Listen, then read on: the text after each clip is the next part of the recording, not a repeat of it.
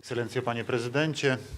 Excellency, Mr. President, ladies and gentlemen, thank you very much that in my capacity as President of the Republic of Poland, I can welcome the President of the United States, Mr. Barack Obama, to Warsaw, to NATO summit.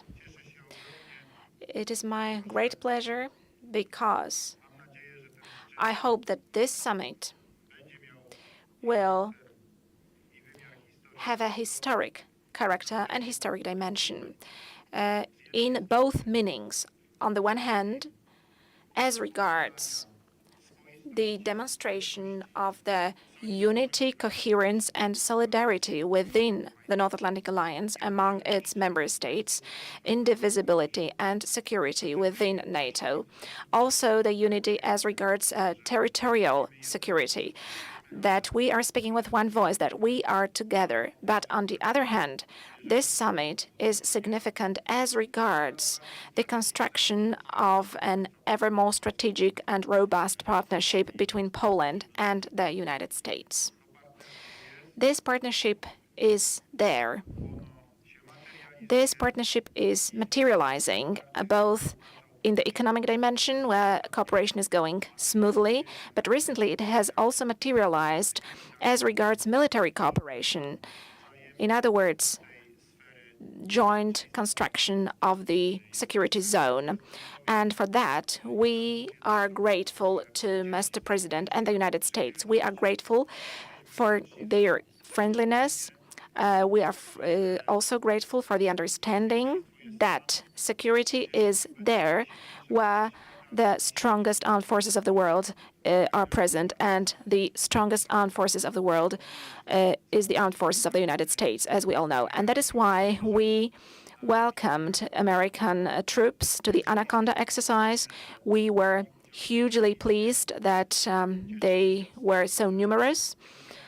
We are also happy that the Heavy Brigade of the United States will be operating in the territory of Poland. We are pleased that the United States is providing such a decisive support to this reinforcement of the military potential of the North Atlantic Alliance in our part of Europe, in Central Europe, about which we are saying that it is the eastern flank of NATO. So thank you for all those actions.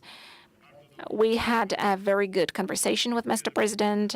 Thank you, Mr. President, for accepting my condolences, because although we are busy working people, nevertheless, the tragic information on what happened in Dallas, of course, has reached Poland as well.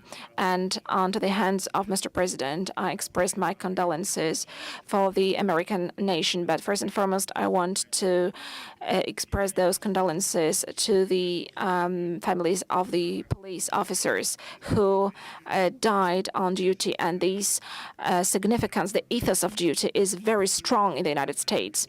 It is an element of the great patriotism. And I had this opportunity to see that myself when I talked to American commanders and to American troops during Anaconda exercise. So, Mr. President, once again, please accept my words of sympathy and condolences. Unfortunately, this is what happens in life at times. Such tragedies happen. Ladies and gentlemen, myself and Mr. President discussed a wide range of topics. We touched upon all the important issues. We discussed Brexit. I'm happy that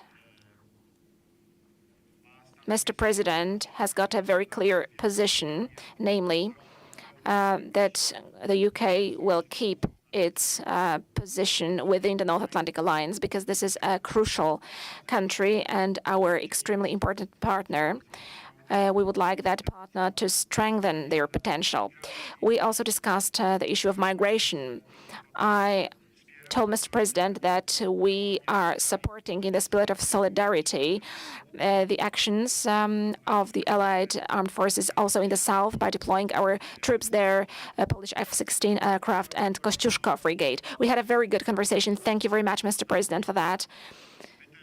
There is still a lot of work ahead of us at this summit, 2 days of hard work, but I believe, as I have already said, that this summit is going to be symbolic in nature. It is going to further strengthen our strategic partnership.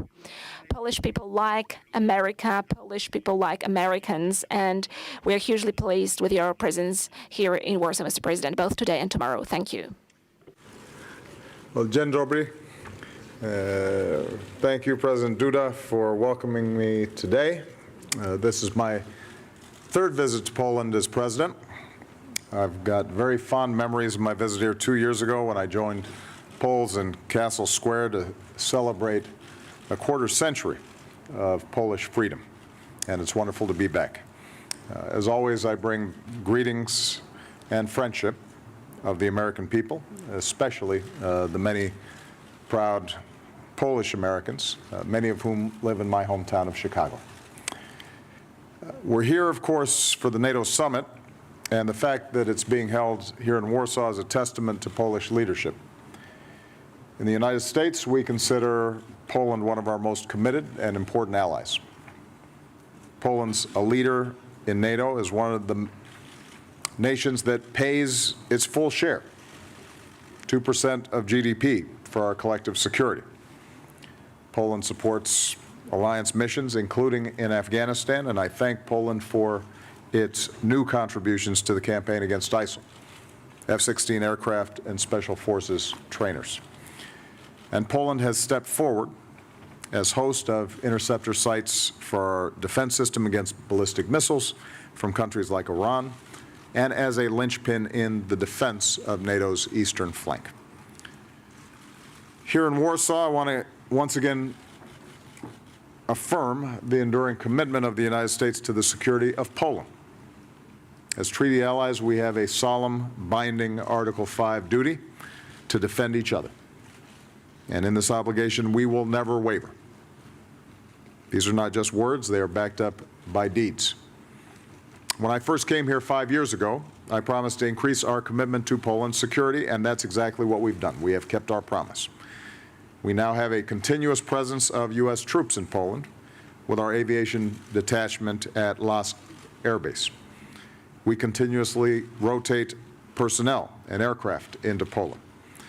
Under the European Reassurance Initiative that I announced here 2 years ago, we've increased training, exercises, and readiness. Earlier this year, I announced a fourfold increase in this effort, proposing $3.4 billion to pre-position more U.S. heavy equipment in this region and to continuously rotate an armored brigade in Europe. Today, I'm announcing further steps to bolster NATO's defense and deterrence posture. As the alliance prepares to enhance our forward presence in Central and Eastern Europe, I can announce that the United States will be the lead nation for the NATO enhanced presence here in Poland. And that means the United States will deploy a battalion, roughly 1,000 American soldiers, here in Poland on a rotational basis to serve shoulder to shoulder with Polish soldiers. In addition, when the new U.S. Armored Brigade begins rotating through Europe early next year, its headquarters will be here in Poland. In other words, Poland is going to be seeing an increase in NATO and American personnel and the most modern, capable military equipment, because we will meet our Article 5 obligations to our common defense. More broadly, I want to thank Poland for its continued strong support for Ukraine's effort to defend its sovereignty and territorial integrity in the face of Russian aggression. We discussed the importance of continuing to provide Ukraine with the assistance it needs to strengthen its military and to pursue political and economic reforms. And we fully support the efforts led by Germany and France to resolve the conflict in eastern Ukraine diplomatically. And the United States and Poland are united in insisting that sanctions remain in place until Russia fully meets its obligations under the Minsk Agreement. On the economic front, our two countries will continue to work together to enhance Poland's energy security. Poland recently opened new terminals to receive liquefied natural gas, and the President was describing in detail the plans involved in these facilities. This is going to help diversify Poland's energy supply. American companies are investing their high-tech expertise in wind and solar to help Poland harness more renewable energy, and we'll continue to deepen our cooperation as we pursue a cleaner, more sustainable energy future together. And finally, I want to congratulate Poland on recently celebrating the 225th anniversary of its constitution, the oldest written constitution in Europe. And this speaks to the long yearning of the Polish people for freedom and independence. Indeed, after the Cold War, the rebirth of Polish democracy was an inspiration to people across Europe and around the world, including in America. Because Poland's progress shows that democracy and pluralism are not unique to any one of our cultures or countries. They are describing universal values. And a central tenet of American foreign policy is that we speak up for these values around the world, even with our closest allies. And it's in that spirit that I expressed to President Duda our concerns over certain actions and the impasse around the Poland's Constitutional Tribunal. I insisted that we are very respectful of Poland's sovereignty, and I recognize that Parliament is working on legislation to take some important steps, but more work needs to be done. And as your friend and ally, we've urged all parties to work together to sustain Poland's democratic institutions. That's what makes us democracies, not just by the words written in constitutions or in the fact that we vote in elections, but the institutions we depend on every day, such as rule of law, independent judiciaries, and a free press. And these are, I know, values that the President cares about. These are values that are at the heart of our alliance, which was founded, in the words of the North Atlantic Treaty, on the principles of democracy, individual liberty, and rule of law. When I think of all the progress that we celebrated 2 years ago in Castle Square, all the odds that the people of Poland have overcome throughout history, and how the Solidarity movement helped defeat communism, the freedom that the Poles have won, it makes me confident in the future of Polish democracy, and the fact that Poland stands and needs to continue to stand as an example for democratic practices around the world. With the new commitments that I'm announcing today, the people of Poland and our allies across the region can remain confident that NATO will stand with you, shoulder to shoulder, no matter what, today and always. So again, Mr. President, thank you for your hospitality. Thank you to the Polish people. I know that it's a lot of work to prepare for these summits, but I can tell that you've done an outstanding job, and I'm sure it will be a great success. So, dziękuję bardzo. President Duda.